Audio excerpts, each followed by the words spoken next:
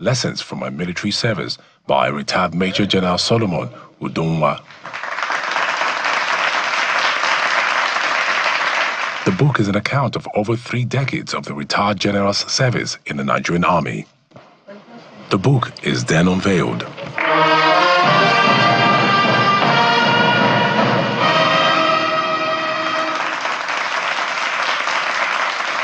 The former Chief of Army Staff, General Theophilus Danjuma, is the chairman of the event, and he used the opportunity to give a charge to the service chiefs. Our number one problem today is security. We must end the banditry and the killings that are going on in our country as soon as possible. The responsibility are on your shoulders. Those of you who are still serving.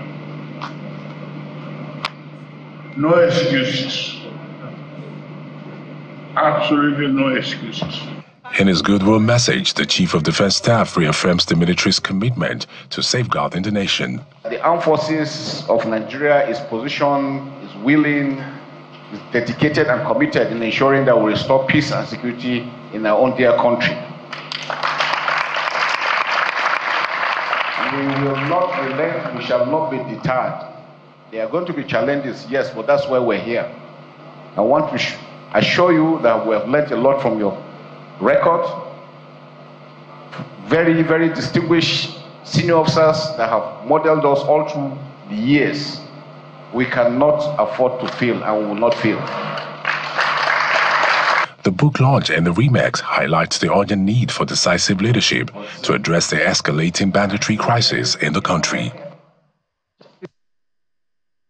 I think I'm looking forward to having that book added to my collection. I need to know where the book is. Because, you know, when it comes to security, it's always a treat to listen to people who have been dealing with this situation almost all of their lives. So that's something I'm looking forward to. But joining us for our conversation on security, consolidating the gains against banditry, we have Mr. Vince Onyekwalo, security expert. Nice to have you here with us, Mr. Vince. Good morning, Nigerians. And Captain Bish Johnson, retired personnel of the U.S. Army. Nice to have you with us as well. Thank you very much. So let's start off. I'm going to start off with Mr. Johnson, because we've had this conversation before. And at the time, we're worried about the bandit warlords in the Northwest. Yes. Let's talk about, so one person has been killed. I'm not going to say his name. So one person has been killed, and many people are seeing that as a gain in the war against banditry. But for other people, they're a little skeptical. Well, it only takes a little bit more time for someone else to come in and take his place. After all, he took someone else's place when someone was killed as well. Sure. And then there's still so many of them who are still popular and still, you know, still able to carry out their nefarious activities, especially in places like Zamfara, Sokoto, and Katsina. Let's talk a bit about these gains. Are they actual gains, and how do we stop people from taking over from them when they die? Okay. Well, it's an actual gain in the sense that somebody has already been taken out of the battlefield. Particularly when you consider the significance of the individual that was taken out. Now, having said that, because of the economic benefit involved in this thing, this is a cartel, this is a syndicated criminal, economic criminal activity in which some of all these people are involved in illegal gold mining, in which they're making lots of money, plus kidnapping for ransom. So because of the huge gain involved, and considering the fact that the individual that was killed also had some lieutenants that were not amongst those that have been identified to have been killed. So it will only be a matter of time before somebody will rise up and take up their place. If you look around the globe with the way you know, war on terror is being fought, you discover that most times when their commanders are taken out, somebody rises up to the occasion and takes their place. So we have to be very cautious not to let down our guards in the sense that this man had been taken out. Sure, we may have dealt a blow to them right now, but that is only momentarily. It will only be a matter of time. But let me say something here. This war against terrorism and banditry cannot always be only achieved by the military and the police. It cannot always be kinetic. There has to be governance. Kinetic measures cannot take the place of governance in dealing with the issues that we're talking about. That's why sometimes you hear kinetic measures, non-kinetic measures. And non-kinetic measures is mostly about governance and also how we manage our borders so that we control the inflow of small arms and light weapons that have been the weapons of choice for these individuals that have been terrorizing the Northwest. So we cannot mix politics with it. And I've listened to some of the commentaries from politicians, particularly the current governor of Zamfara State, where there seems to be some kind of disconnect between Zamfara state government and the federal government, including our armed forces. There had been that comment that, they were nowhere to be found. There must be that collaboration between the national and the sub-national government for us to be able to achieve a long-lasting peace and stability in these regions, and for us to be able to provide the kind of governance that is required. We can't play politics with it. It's too early for us to start doing 2027 politicking, because having listened to him some few days ago, I see some elements of politicking in which he was attacking or seemed to be criticizing the top HLM of Nigerian military, particularly his predecessor, who is the Minister of State for Defense, who happens to be his predecessor. I was thinking that should even be an added advantage to him, considering the fact that a native of Zamfara is the Minister of State for Defense, that they could have worked hand in hand to be able to figure out what it is that is required to assist him in making sure that his state is stable and peaceful. Because at the end of the day, the governor is the chief security officer of the state. I mean, he was very vocal, and it's not the first time. Yes, we've heard him talk like this. To talk about how he's doing what he can, and with political will, I can get this done. But there are forces that are holding things back. But we'll get to that dynamic in a bit, Mr. Vince. Let's talk a little bit about the non-kinetic areas which he's talked about. Because no matter how many bandit warlords or terrorists you kill, and many people share that view, no matter how many of them you kill or incarcerate, as long as that vacuum in governance exists and poverty is still rife, you will still be able to get these people to commit these crimes. The place will be a harvesting ground, really, for people who want to carry out these nefarious activities and cause problem in our country. What's lacking in the non-kinetic measure? First of all, number one, what's lacking is that understanding that this has become an economical war, that people depend on this banditry and terrorism to make huge gains financially. A lack of understanding on whose part? On the part of the federal government, because don't forget that issues about mining is on the exclusive list of the federal government of Nigeria.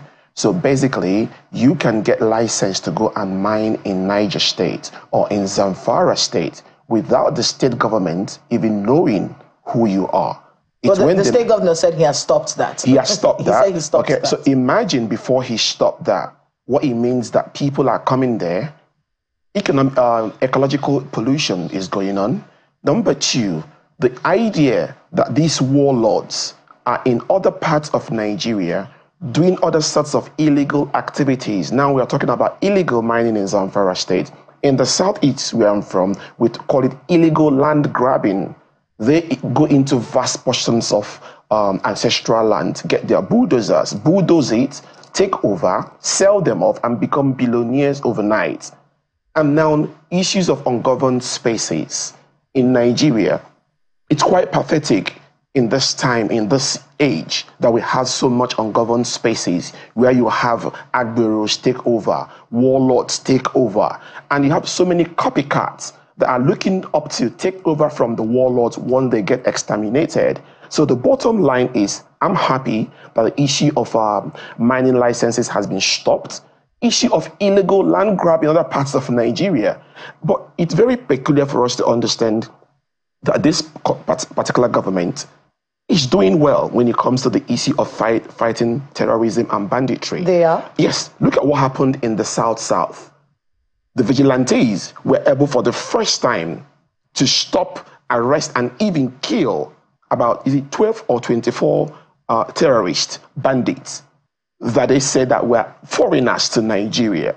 In the past couple of years, you will not hear about such in the South. Now look at Zamfara State. One of the main persons is being cut out.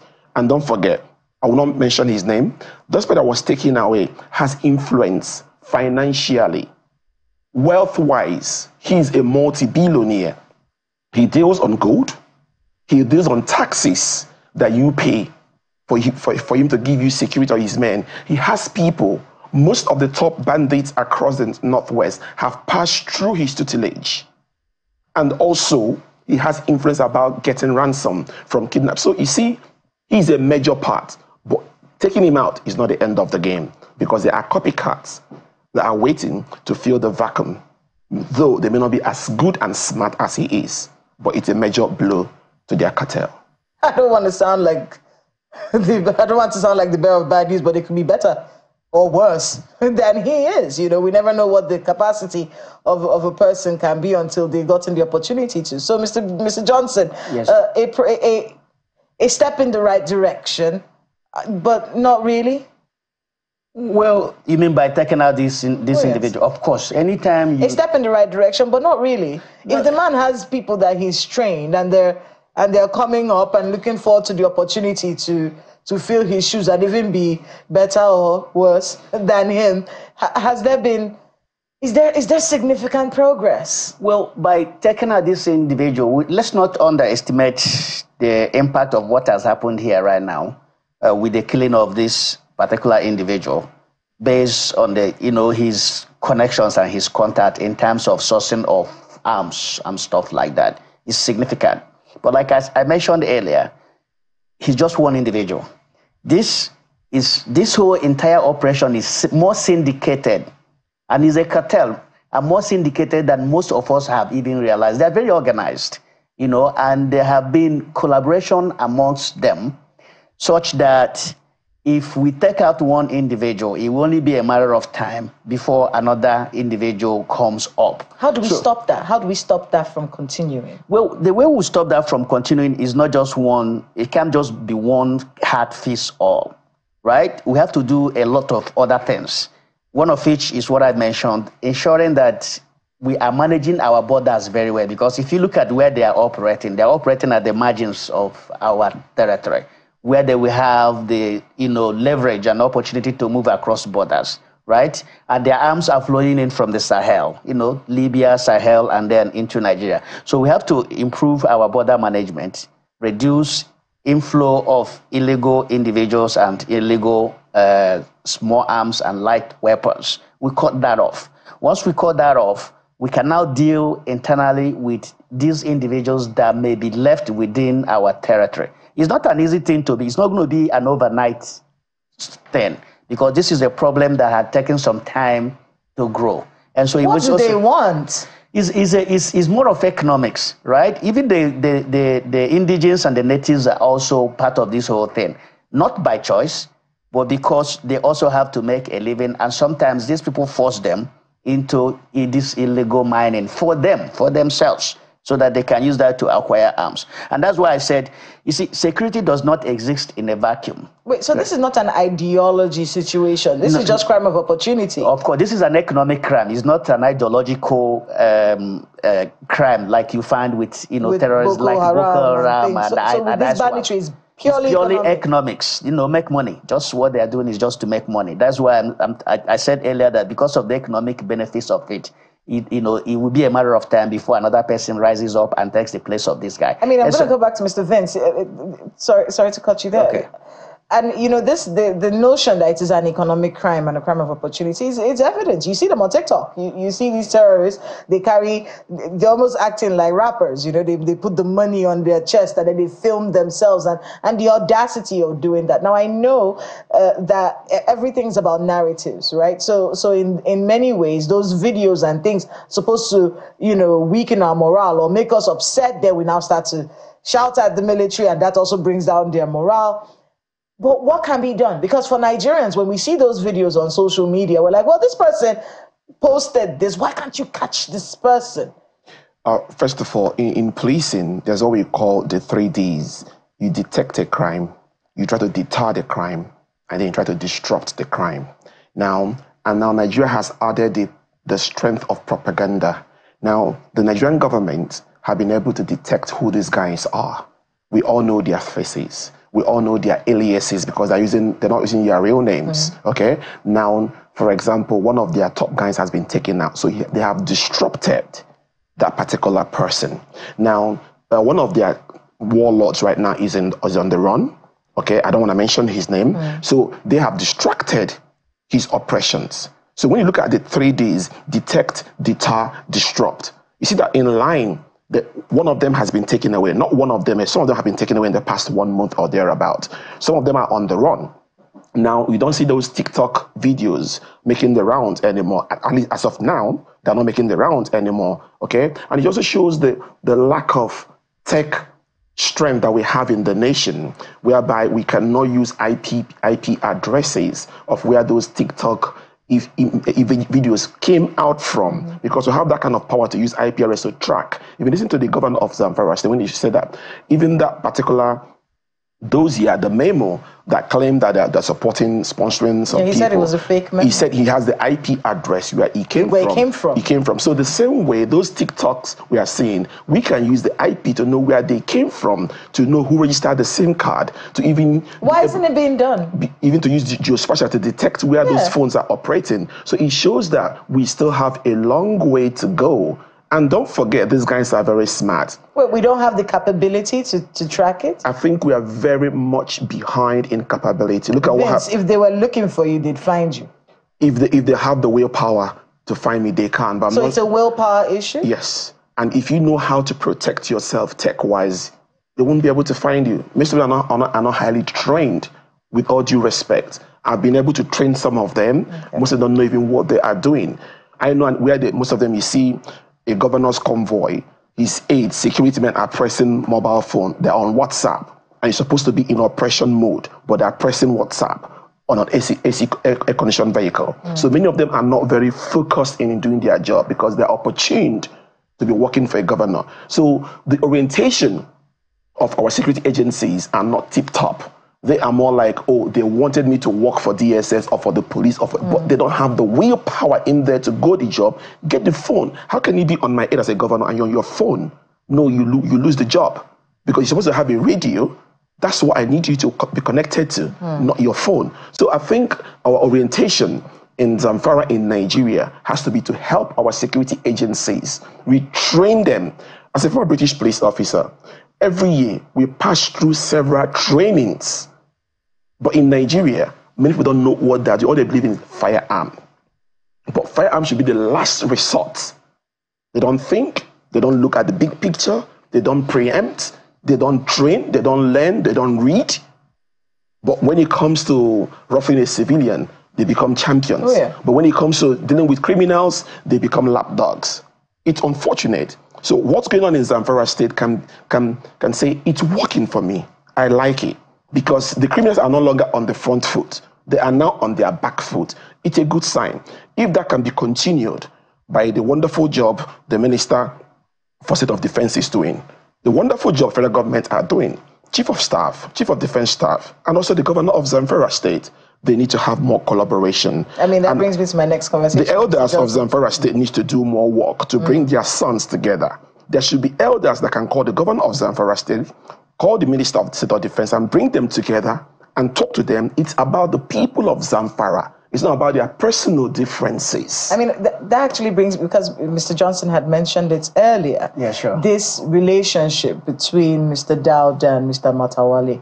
And you know, for many people, if that impasse is not fixed, you're all talking to yourselves. Yes. Because it will just continue as the year. Do you agree with this? Yes, I do. I do agree with that, and which is why I said that, look, there's only an extent that security agents can do, right? The security agents will not provide the necessary governance that is required.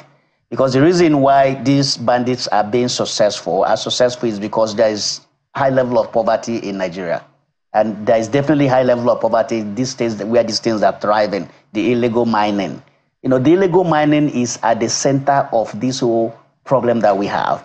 And so these people found a means of livelihood. They work for these bandits and make their own source of livelihood from these bandits. Now, if you have a situation where governance is provided, right, some of the people that are involved in this illegal mining will not be there. So that's why it's important. Let me tell you, there is no person that has gone into office that did not meet challenges there.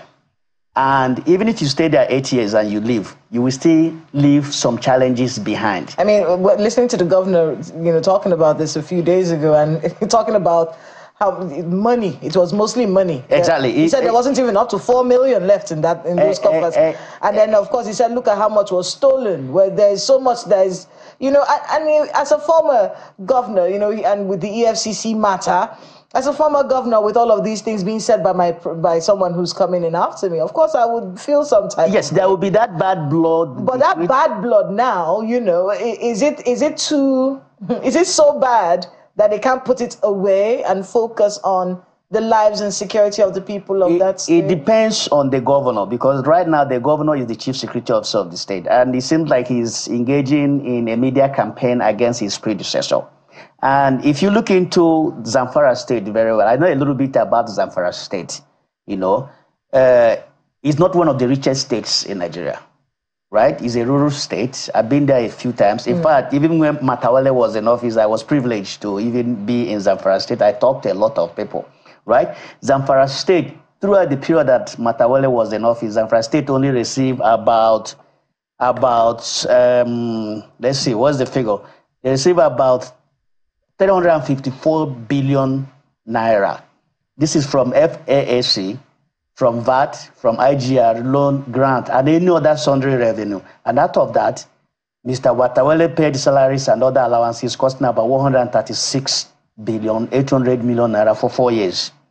And with a balance of 109 billion, 829 million, 860,000 naira in his 4 years. And so, if this is how much is received, where is the 200? Where's the figure from? This is from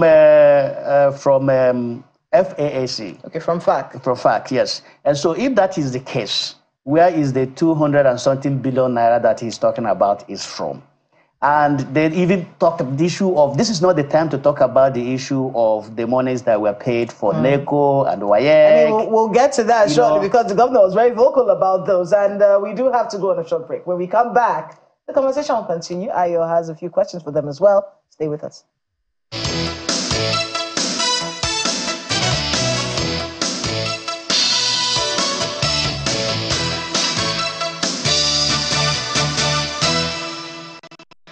Thank you so much for staying with us. Let me begin with you, Mr. Nyakwelu.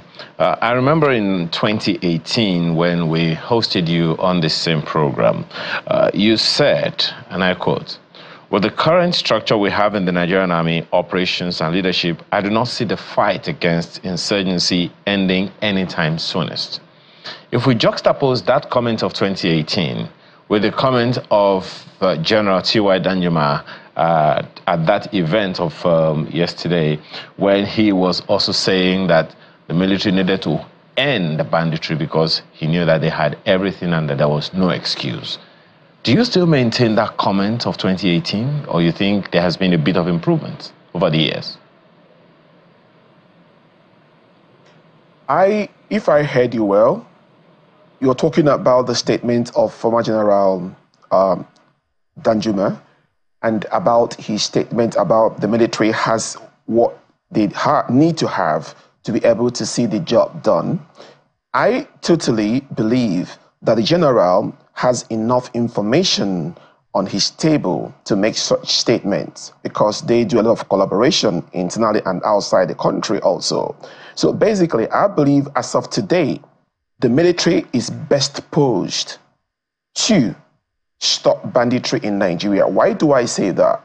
Number one, for example, the way His Excellency, the President of Nigeria, Bola Ahmed Tinubu, selected his cabinet about security, I kind of like it, because somebody like the Chief of Defense Staff, General Christopher Musa, who happens to be from Kaduna State, I believe it's only somebody who has a mental problem, seeing what his people has passed through in Kaduna State for the past 10 years, 15 years, 20 years, that would not stamp his feet straight to end this thing, whether it's in Kaduna State or outside Kaduna State.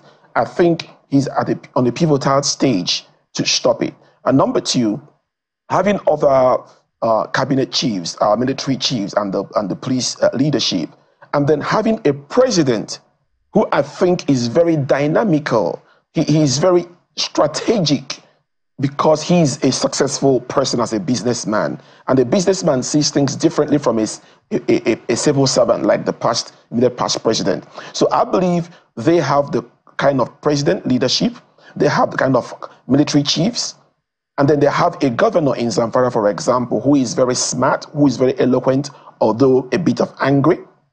So I think if we can bring the wonderful job Mr. President is doing in selecting of his military chiefs, bring the wonderful effort the Minister of State of Defense, Matawale, is doing, bring the effort of the governor of Zamfara State to set up what they call the CPU. I think it has to do with their new vigilante style they have in Zamfara State.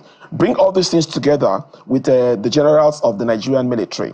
I think with the police service, they have what it takes for the first time, because there's no issue of ethical bigotry. There's no issue of bias, again, involved in how you handle this bandits and these criminals. In the past, there were so many schools of thought that believe they were being sympathetic because of ethical or ethnical bigotry, but it's no longer in the picture. So, and that's one of the good kudos I can give to Mr. President and Mr. Matawale and then Mr. Dauda in Zamfara State, for them to bring the skills with Mr. Musa, the Chief of Defense Staffs, and then the IGP of Police, to kill this once and for all. But they cannot achieve this if they don't do A, check the borders, B, stop the idea of ungoverned spaces, 3, allow illegal mining or illegal land banditry or any kind of illegal activities going, because they've made money from the illegal activities. They can now be able to buy people in power. They need to stop these three things. And I think they'll be successful, at least significantly successful, if not 100% successful. Now, you have also raised from your response now something about how the communities can actually play a role. I mean, because when you talk about securing the borders of Nigeria are in the various communities. They are in the local governments, they are in the wards, political wards, and all those things. So is there a role for those communities, and what are those roles? And add that to the comment that has been made by political leaders that, you know, some of these issues that we're having are actually more political than security or whatever else it is. Yes, there are. Let me start from the last statement you made. There is a strong element of politics and also strong elements of strategy. Now, in the elements of politics, you have been following the current governor of Zamfara State, well-spoken gentleman. You could hear him calling figures off his head. As a corporate analyst, I would have expected him to come with documents, that shows that the current Minister of State of Defense left only 4 million naira in the accounts of Zamfara State. I would love to see a document, a bank statement that says that. That's number one. Number two, paying so billions to WAEC. I want to see an official document saying that. Number three, paying so billions to NECO. I want to see an official document saying that. So you don't come to play politics. That's what I see. Because when you call those figures, it's make-believe, but I want to see the official documents of 4 million naira left in the account of Zamfara State. So that is politics. Number two, the issue of the role of the communities in all this. I think the governor of Zamfara State mentioned that he set up what we call the CPU. It's more like a vigilante team that we are part of the success stories we are hearing about Zamfara State of today. They are part of the people that chased the so-called criminal that was arrested. So basically, the vigilante and communities cannot do much if the federal government and the state government and the local government are not doing theirs. What can they do? We can actually take a project to map out all the exit points and entrance points in and out of Nigeria. It can take 6 months, it can take 8 months. Once we map out these exits, know the local government it belongs to, the state it belongs to, we can now plan how can we collaborate between the masses, the vigilantes, local government, and the state, and then some of the federal government. So we're doing this. We can set up official checkpoints, not Agbero manned checkpoint in our national borders. It must be immigration or army or navy. It has to be professionally set up. So we can say we know who is coming in and what kind of gadgets or weapons are coming to our nation. Because it's very dangerous for us to expect the communities to do that. They don't have the technology, they don't have the funding, they don't have the training. So the federal and the state have to lead the local government and then the communities. Okay, well, now that's also, it's very interesting, you know, a mapping. My apologies, Mr. Nyekwelu. It's actually very interesting that you talk about, you know, the role of the federal, state, and local governments in the communities. First of all, we can say that the closest to the communities will be the local governments. So let me take that to you, you know, Captain Johnson. Part of the efforts of the federal government to ensure that we engage the local governments is ensuring financial autonomy for the local governments. Do you see that playing a role? Because security officials such as yourselves have said at some point that the first line of defense for us in our nation is the local government. And if we can get the local government working, then maybe we're on the road to getting our security right. Do you agree with that school of thought? 100%, Ayo. And I say 100% is because we are old enough to realize when our local government we are functioning. You see, part of the problems that we have in Nigeria, which are the things that are leading to this insecurity, is the lack of, viable local government administration. There is a reason why the drafters of our constitution deemed it necessary that there should be a third tier of government, which is the one that is closest to the people. Now, when we have a situation where that tier of government becomes inactive or, not effective because the governors had hijacked them, that is part of what is leading to lack of governance. And the insecurity we are talking about is very, very directly related to governance issues. And so having a viable, functional local government is part of the equation in solving the problem of insecurity that we have in Nigeria. So I am happy that the president is working hard to ensure that we have this local government autonomy. But we can't achieve 100% local government autonomy right now so long as the states conduct local government elections by themselves, because it's only the party in power at the state that is going to win those elections. And they will continue to do the same thing that they're doing before this time. So in addition to achieving the Supreme Court victory, we need to have an independent national body that will conduct local government elections so that people from opposition parties can also win elections. Because let me tell you, there will be no democracy if you don't have a strong and viable opposition. I mean, it's interesting, a lot of the things that we've talked about this morning, the many layers of insecurity in Nigeria and bringing this particular area, this local government autonomy, because that is one of the reasons why everyone was pushing for local government autonomy, is because, crime is local. Yes. And terrorism and banditry is at these local levels. Of course. But that's all the time that we have. I know. There's never enough time to talk about security, but I want to thank you so much for being with us, Mr. Vince Onyekwelu, our security expert. Thank you so much for being with us. Thanks. And Captain Bish Johnson, retired person of the U.S. Army. Thank you again. Thank you very much. Business Morning is up next on Sunrise Daily. Stay with us.